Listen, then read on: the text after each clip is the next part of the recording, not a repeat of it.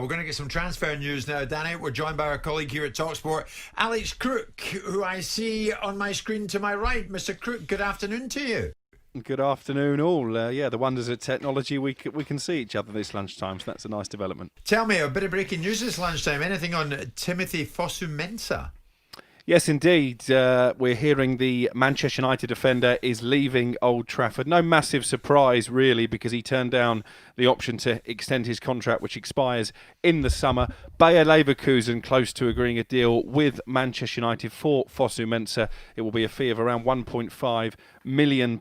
He's only made 4 starts in 3 years for Manchester United, so by no means a first-team regular. But it's one of those transfers, and I think we're going to see a lot of these this month, that could have knock-on effects for other deals potentially. Brandon Williams in particular, a player wanted by both by Southampton and Newcastle. I wonder if United will be so willing to let him go out now that Fosu-Mensah is set to depart, because that would leave them a bit short of cover in the fullback areas. And on the subject of Brandon Williams and Newcastle, let's hear from Steve Bruce. I spoke to him after the Newcastle's FA Cup defeat at Arsenal at the weekend, and I started by asking if he expected to be busy this transfer window. Well, we'll see if there's somebody there can help us. We'll see if we're always actively looking. 1 or 2 things are bubbling away, but I cannot see it being a busy transfer window for everybody concerned with the problems everybody's having. You've been mentioned with Josh King. Is he one that you'd like to bring in? No, I'm at the top end of the pitch. We've invested a lot of money, so no, we're okay in that area.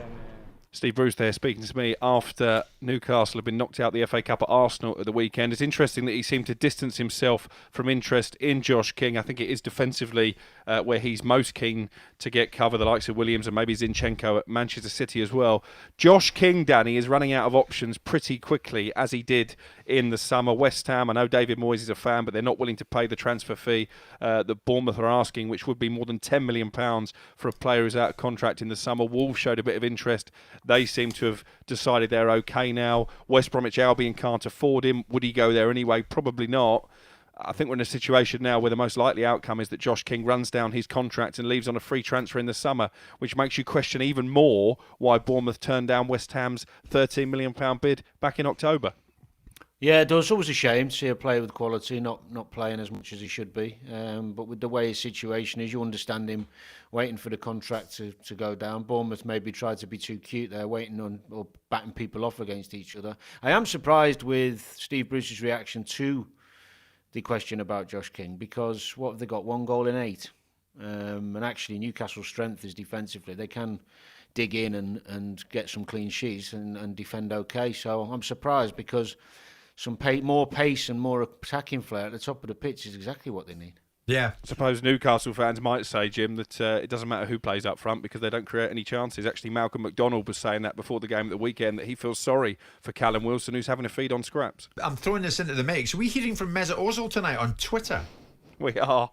I mean, nothing says 2021 like a player addressing speculation about his future with a Q&A on social media. He announced it last night. Q&A on Mesut Simon, get ready with your question for Mesut, eh? So what's this about?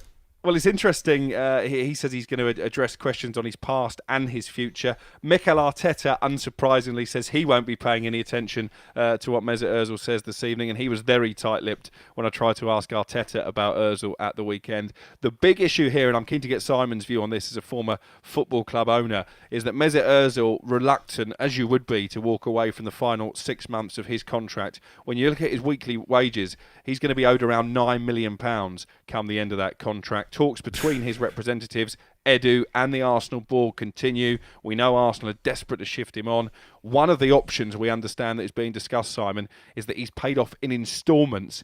If Arsenal agree to that, then Fenerbahce will probably be his destination. If they don't, I think he'll ride it out until the summer. Yeah, I mean, I've always maintained this argument that there's some sort of ulterior motive behind Mesut Ozil. It's nothing to do with that. Clearly, he doesn't fit into the plans of the managers that have come in for a variety of reasons.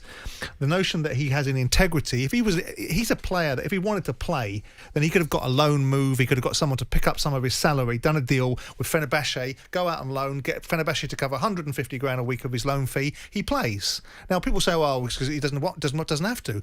Yeah, but as Danny will tell you, his career doesn't last forever. So if he wants to play, if he has any integrity about him as an elite footballer, he may not like the fact he's been marginalised, which probably is down to him, and not the 350 grand a week that they continue to pay him whilst he's not playing. It's probably to do with his performance. But look, at the end of the day, Arsenal have just borrowed £120 million from the government under the government's loan scheme. So that makes it all the more perplexing when you've got billionaire owners that are in place that they can actually bridge the gap themselves if they choose to. But Mesut Ozil is something they need to resolve. And if it's £9 million and it's paid over 6 months or 18 months or whatever it is, it doesn't make a lot of difference to Mesut Ozil unless he wants to particularly make a point. If he has 1 ounce of integrity, he'd want to be out of Arsenal. You ever heard anything like it, Danny? Ozil still picking up. No fault of his. Arsenal. It is a fault put of the his. contract. Well, they put the contract in front of him. It's a fault of his because 350 but grand a that's week for doing fine. nothing. But I hate that argument, Jim, because it's absolute claptrap. It is a fault of his because the reasons why he's not playing is because of his performance, not necessarily. He signed a contract which said Arsenal must pay him, right, and he must also be worth what he's being paid. So it is a fault of his because he's not being picked because he isn't worth being put in the side. So it does. Well, become it's a fault. of his. It's a fault, Simon, of both. The club was stupid enough to give him the contract. But it's not about the money, Dan. It's not about. Everyone keeps making it about the money. I'll move on. You just keep mentioned paying the it. money. Arsenal have brought in 120 million. No, but that's a different. Because they're paying Mesut so much. That's a different discussion. I'm talking about the impoverished nature of the Premier League and the fact that maybe £9 million is more meaningful in terms of paying it on the drip than it once was. But the notion that it's not his fault is nonsense. It is his fault. He has to take some of the blame because as a footballer, you have to show that you want to play, show some hunger and desire, and you can manipulate your situation contractually and financially. If he had a year left of his season, he was owed 15 million quid, whatever it is. He could have gone to Arsenal and gone, look, I'll give me 8 and I'll give me half and I'll go. He's a very wealthy man. Do you know? We've all done these deals. And got the gap bridged by the club coming in. To a degree, you get half of it bridged, maybe 2/3 of it, and you miss out on a couple of mil when you've got 20, 30 in the bank, whatever. You know, it's all relative. If you've got a desire to play and got some balls, if you want to sit there and have an easy life for 2 years and do nothing, then you'll do what he's done.